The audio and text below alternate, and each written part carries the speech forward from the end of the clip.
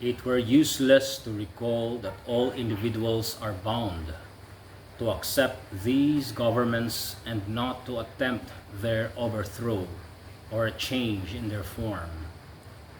Hence it is that the Church, the guardian of the truest and highest idea of political sovereignty, since she has derived it from God, has always condemned men who rebelled against legitimate authority and disapproved their doctrines. And that too at the very time when the custodians of power used it against her, thereby depriving themselves of the strongest support given their authority and of efficacious means of obtaining from the people obedience to their laws.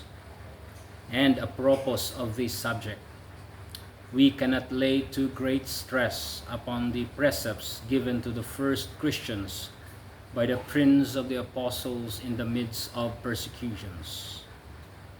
Honor all men, love the brotherhood, fear God, honor the king. And those of St. Paul, I desire therefore first of all that supplications, prayers, intercessions, and thanksgivings be made for all men, for kings and for all who are in high station, that we may lead a quiet and peaceable life in all piety and chastity.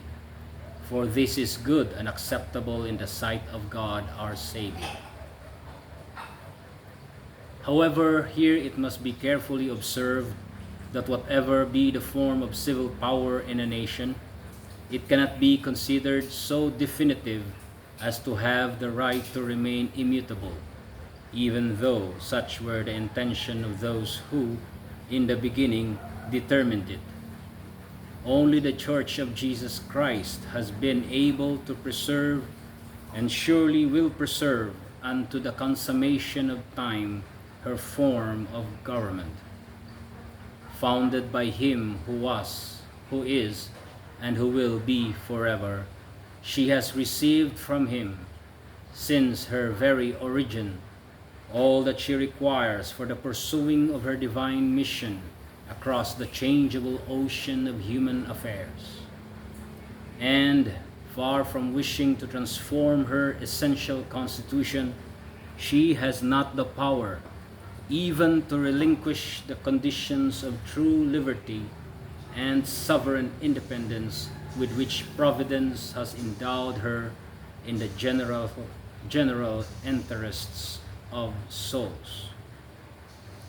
But in regard to purely human societies, it is an oft-repeated historical fact that time, that great transformer of all things here below, operates great changes in their political institutions.